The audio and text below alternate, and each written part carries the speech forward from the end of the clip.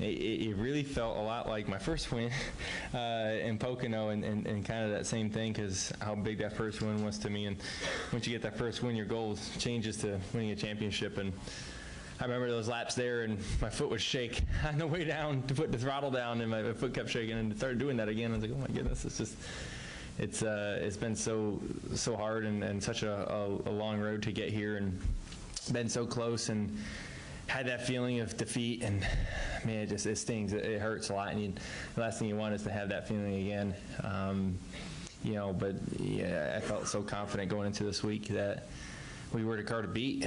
I felt like, after winning Martinsville, it put us in the spot to really focus in on this race, and we did. We built a great race car, that was able to be good on the short runs. It wasn't a long run race car, that's for sure, but a 20-lap car, it was that for sure. And my race team, I wasn't worried about them at all, and I knew I just had to do my job, and everyone's going to do their job, and everything was going to be fine.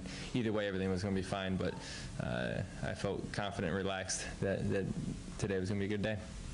Tremendous. Thank you, Joey. We'll open up to questions. We'll start up here with Greg and then move around the room.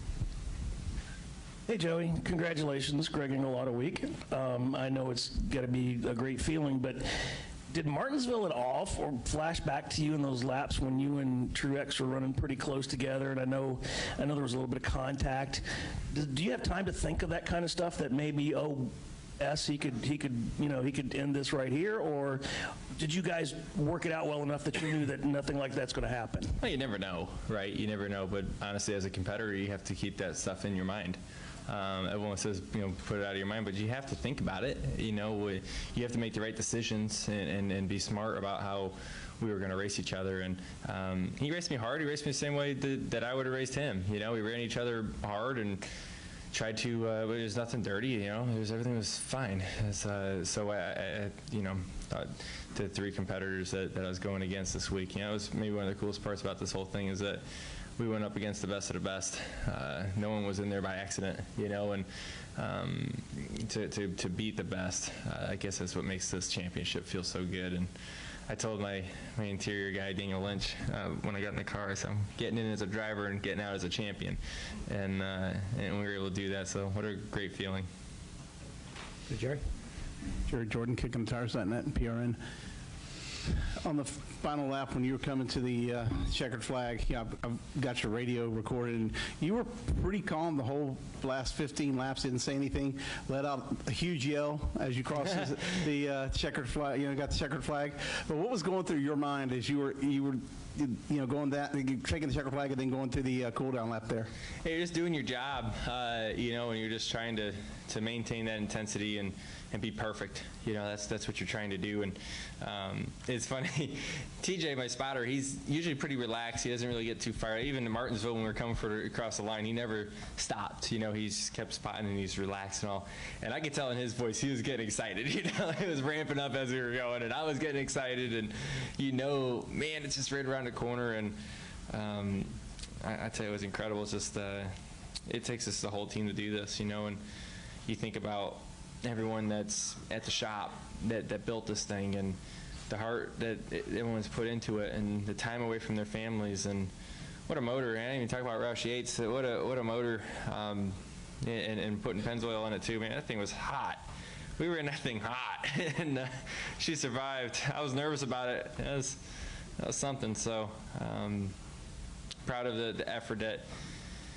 I guess I should be talking more than Team Penske, because it's the effort that all our partners put into it, not just what you see at the racetrack or what you see at the race shop, but what you see from the development center, from the oil, from the motor shop with Roush Yates, to our marketing department and bringing the dollars to pay for all this. Everybody is just it's a team win for everyone, and I know it sounds so cliche, but man, it really is. It's just that it takes an army to do this. And you think about the team that Roger Penske's put together from the top, and with Cindric and Mike Nelson and Travis Geisler leading the group and hiring the right people, and building a great race team and building it stronger and stronger. I couldn't be more proud of those guys. And a lot of things happening before it gets to me.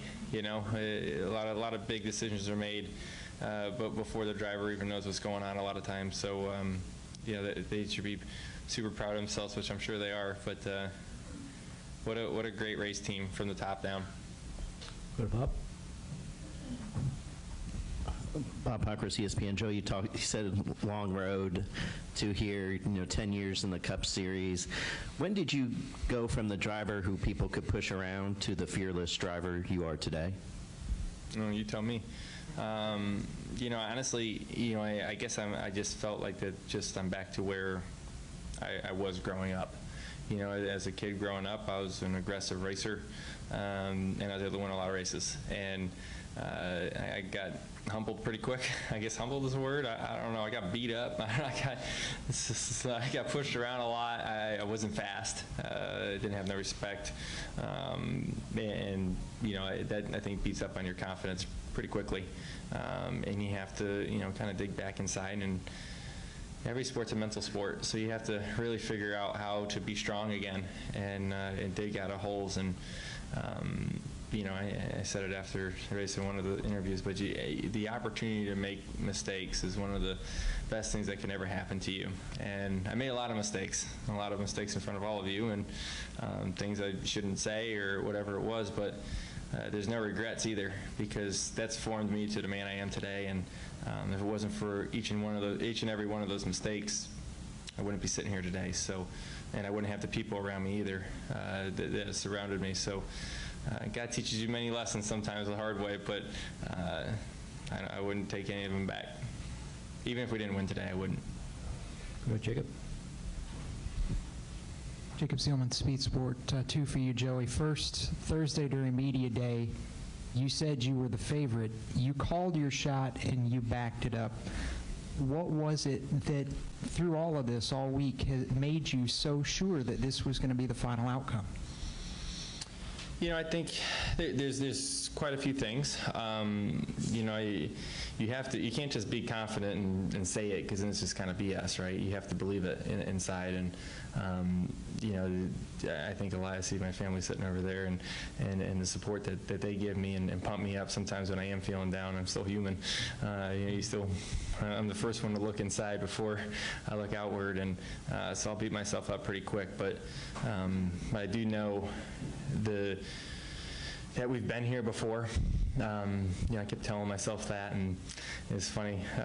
The other night, I was with our management team, Clutch, Noah Gregson and Cole Custer are drivers as well in there, and I was talking to both of them, and my wife, we were driving from the Comcast Community Champion Award back to the racetrack, and I called Cole, and we were talking back and forth, and I looked over, my wife was recording what I was saying, because she wanted me to hear what I was saying, because I was telling them to be relaxed and that this is going to be good, and no matter what, today, win or lose, you become a stronger man at the end of the day. When you put yourself in high pressure situations, you find more out of yourself than you know that's there. And I think that move at the end of the race shows that you refuse to lose. You really do. Because I know how much it hurts to finish second. So just a crazy thing to do that, but you honestly need to preach to yourself sometimes. And I do that as much as I can, and to our race team, because we didn't have a reason to not feel confident. We really didn't. We've executed under high-pressure situations before, and we've been here before and done a great job. My pit crew was incredible, so I had everyone around me. I just had to go do my job, and the hard part was kind of over. Plus, all you guys thought we were the underdog. I didn't think that, but most everyone did, so maybe someone won some money in Vegas. And Roger was in here earlier and talked about how you've matured as a driver and a person since joining Team Penske. Talk a little bit about both what he's meant to your career, and then you mentioned your family as well, how they've changed your perspective as you've... I think, you eventually got to grow up, right? It doesn't mean I can't have fun. I still enjoy a lot of things, but, to first off drive for Roger Penske, it's what an amazing opportunity. Quite a few years ago, I knew being with someone like that, you can't lose, because he's a winner. And you want to surround yourself with winners. all the way through. And, you know, some of the best advice my dad's taught me is to surround yourself with people smarter than you.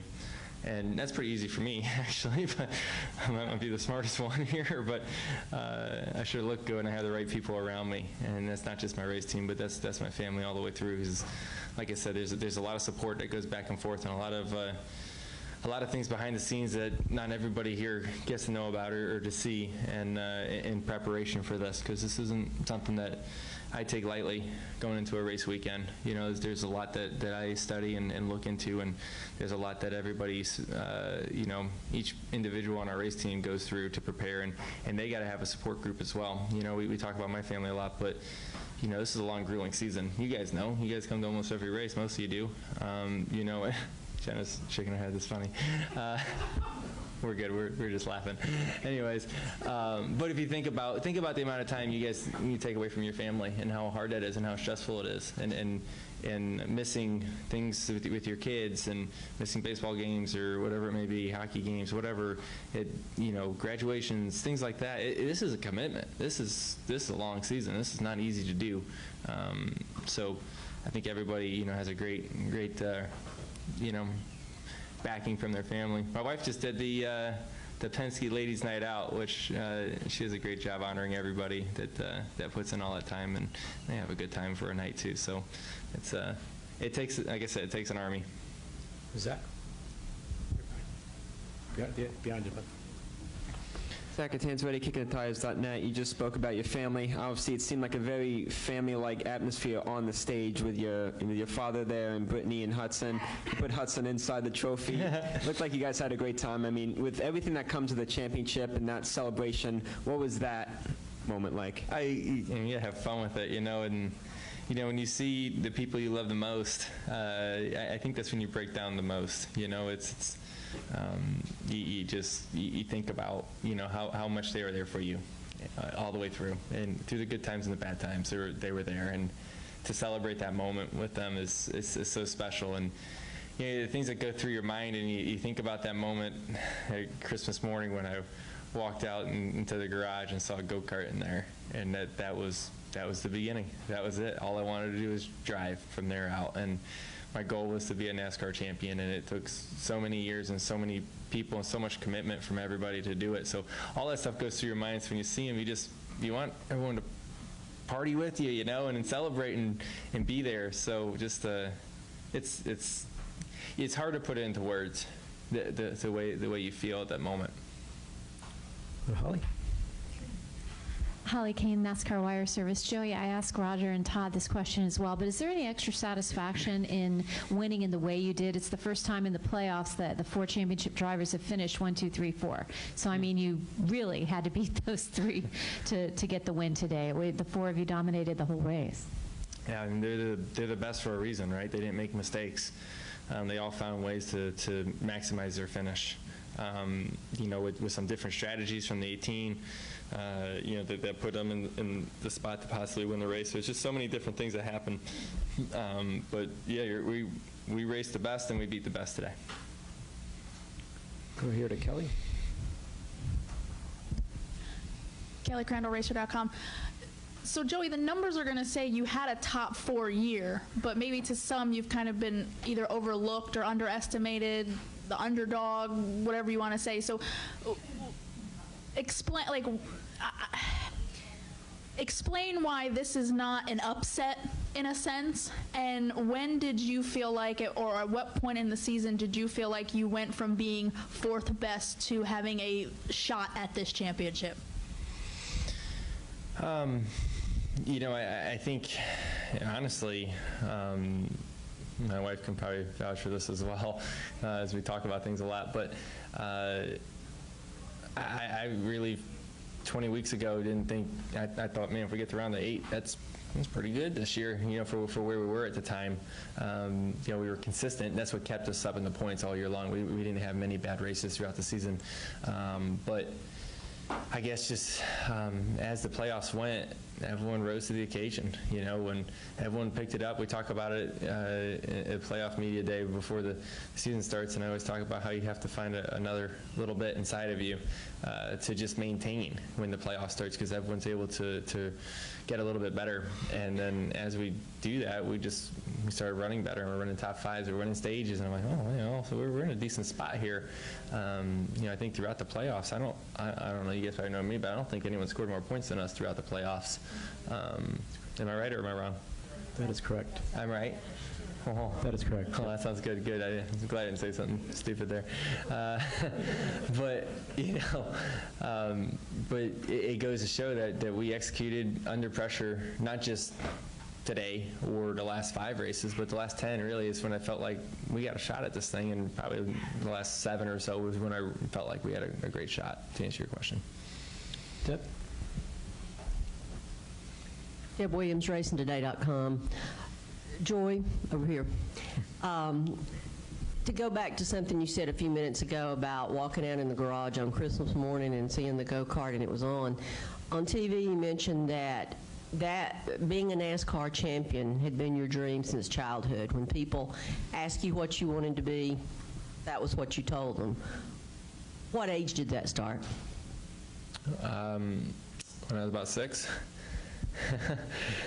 So, yeah, that was it. I mean, every day I went to school, you know, you dress up what you wanted to be, and I'd say a race car driver. And in Connecticut, that wasn't really a popular thing. So it was a little odd, but that's what I wanted to do. And to be able to bring a championship to Connecticut, a NASCAR championship to Connecticut, how cool is that? Has anyone ever done that? No. You're the first. That's pretty neat. So maybe we made a lot of race fans in Connecticut. There's a lot of New England race fans, so as a New Englander, it means a lot to me to be able to do that. So why NASCAR? Why not open wheel or something like that? I love it. Just love stock car racing. It's, to me, my favorite form of racing. It's most exciting to watch. It's what attracted me as a kid. You know, it's what was on TV all the time on Sundays, and I was the race fan. I had all the Hot Wheels. I had all the, you know, the cards and all that. So, you know, to still be a fan at heart, but to be doing it, it's crazy. Okay, we'll go to Caleb, Jim, Hugo, and then Brian.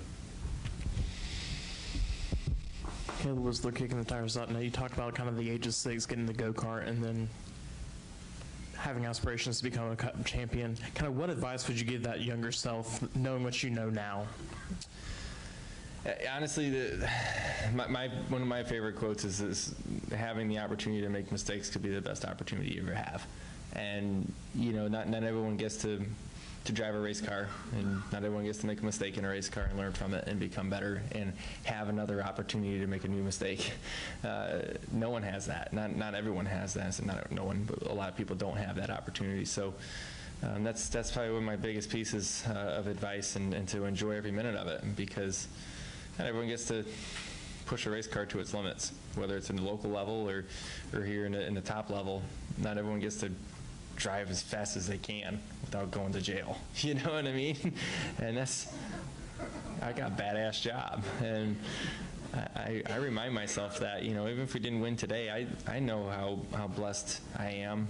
It's crazy to think that, you know, I'm living out my dream. And, you know, when we do a lot of stuff with the foundation, and to be able to see a lot of these families that are just dealt a bad card, you know, and how they're still positive and able to fight through. We met an amazing family last night, and the little girl just got through brain cancer, and her mom lost her job because she was taking care of her kid. That's real life. That happens. And I guess to me, to think that I get to drive a race car for a living, sometimes it just seems kind of crazy. Jim? Jim Utter, motorsport.com. A lot of us here were introduced to you actually before we ever saw you by people talking about you like Mark Martin and so forth, and to keep our eye out for you. And you came in with a lot of accolades and probably a lot of expectations, and got thrust into the Cup Series early at JGR. how hard was it at some point to not maybe live up to expectations that rightly or wrongly people kind of put on your shoulders? And then after that, is there some sweet satisfaction in that actually maybe some people who gave up on you, you still end up on top? I don't know about the satisfaction piece, but to answer how hard it was, yeah, it's really hard because, you know, you come in with so much hype and you're expected to win right off the bat. You know, and if it wasn't for that hype, I wouldn't have had the job anyway. So I don't think it's a bad thing in any way. But I expected to go out there and win as well, and just got my butt handed to me on a platter. It was hard. There's a lot of times that, you know, I felt really weak, and, you know, I'd break down, and it was hard. You know, when you're confused, you don't know how to be better. You're 18 years old, or 19 or 20. I mean, it's some pretty big stuff for a teenager to be able to go through. Sitting up here, talking to you guys, trying to handle all those situations. I didn't know what I was doing. I still don't really know what I'm doing, but just have a better idea of it, I guess. But it was really hard. But like I said, it makes you stronger in so many different ways. And even if I'm not a race car driver anymore, there's so many lessons that I've learned from being in this sport and being around you guys and in our garage and being around so many smart people. I'm able to take so many great lessons out of it. So, you know, at the time that I was losing my job at Gibbs, that was a pretty low point for me. And I don't think I think as clearly as I do now, thinking about all the lessons I learned. I was thinking about, oh my gosh, I'm not going to be a race car driver anymore, and what am I going to do with my life? And this is awful. And next thing you know, there's a 22 car, and Roger Penske, and Todd Gordon, and an amazing race team all the way through wants you to drive. Oh my goodness, you know, I guess that God works in some mysterious ways sometimes, and it's really worked out well for me. Hugo. Good evening, Hugo Katas, AutoWeb.cz. In the final stage of the race, we could see that Martin was a little bit faster than you, and then suddenly after the final pit stop, you were the fastest. What did make you better for the final 15 laps? Was it strategy or different setting of the car, or what was that? What did Todd say earlier? You guys in here? What did he say? Whatever he did, made it faster. You know, like I said, our car was good for a short run, and it was like that all night. And I'd say he made some good adjustments there, the last one, to allow the car to be even faster on a short run, and that's what really paid off. So I guess that's part of the strategy. I guess he made some good changes, and it worked out. Brian. Brian Eberly, Motorsports Tribune. Now, Joey, you kind of touched on it a bit with Connecticut not really being a racing hotbed, so to speak. How much more difficult did that make it for you to get here where you are today, and what sort of reactions are you expecting from Middletown? I can't wait to go back. We have a trip planned here pretty soon to go up there, so man, it's going to be a lot of fun. Just, you know, I think, you know, the reaction is going to be great. I think it's going to be a lot of fun to be able to bring a NASCAR championship to Middletown, Connecticut, of all places, right? Just, I don't know who'd ever thought that. So, yeah, I mean, it means a lot, you know, to be able to do that. And was it harder? Not really. Like I said, there's a lot of racing up there. Modifieds are huge up there. You know, I raced at Silver City Quarter Midget Club and in Meriden, Connecticut. That's where I started.